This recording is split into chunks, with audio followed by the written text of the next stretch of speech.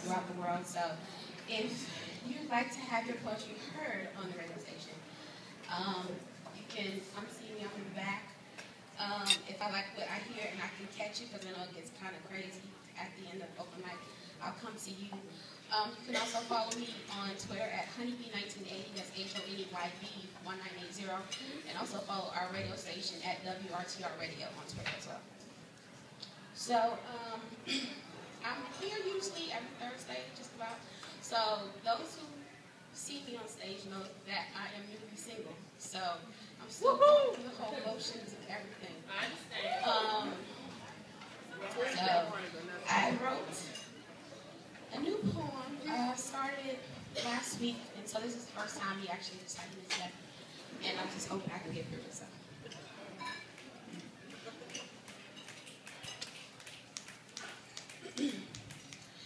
I loved you. I really did. So much so that I changed my entire life to be with you. And I guess that you loved me too, in your own special way. But you held on tight. So tight that I couldn't breathe. I made you feel wanted and needed. I gave you all of my time. I gave you all of me. But that wasn't enough for you. You wanted to control me. You wanted to control my life. And so you did. You tried to take over. And I allowed you to. You didn't like me going out, so I stayed in. You didn't like my friends, so I pushed most of them away. You were spoiled. You screamed and yelled anytime you couldn't get your way. You were spiteful. You did and said mean and hurtful things on the few times that I wouldn't bend to your will. You played these mind games to get me to beg and plead for your love. And like a fool, I did that. I would cry to you and express just how your actions made me feel, but you didn't care. If what I said didn't benefit you, then my words would fall on deaf ears. To the two friends that I actually kept in my life, but kept at arm's length because of you, they would say, honey, that person isn't good for you. The situation you're in isn't healthy. And even though I knew that they were right, I wouldn't listen. I stayed.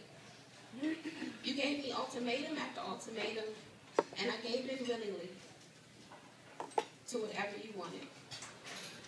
I was unhappy, and I still stayed. Until one day, my being unhappy in a relationship hit me like a ton of bricks, and I broke down in tears, and I cried. I cried so hard that my body went numb, and I fell to the ground. I cried, and at that moment, the only thing that I could do was pray.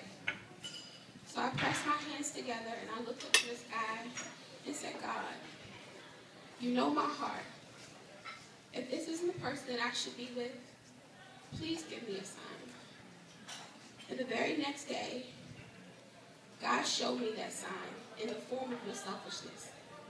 You presented me with a final ultimatum when you said, if you don't do this, then there's no reason for us to be together. I took one look at you, took a deep breath, and I said, okay, there's the door. You looked at me in amazement, surprised that I hadn't fallen to your BS this time around. And you had your head down and walked out of my life as suddenly as you had walked in. The weight of all the pain, the misery, and the tears had been lifted off my shoulders, and I was free again.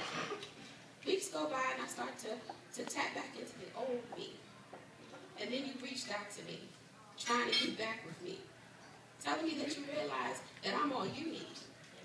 I chuckle and say, the woman that I used to be, the woman that you knew long ago, is no more. The whole situation between us was crazy. You were crazy. Hell, I was crazy too. Crazy to allow you to dominate me. Crazy not to leave you sooner rather than later. To you, I say, despite what happened between us, I wish you no ill will. I just want you to leave me the hell alone. Yeah. To my friends that I lost along the way. To my friends that I lost along the way. I only hope hope that one day we can be friends again. Ooh, and to the two friends that stuck by me, I say thank you for being there for me. And to the friend that I neglected, and you know who you are, I say thank you for opening your arms and welcoming me back into your life. And to myself, I say that I forgive you.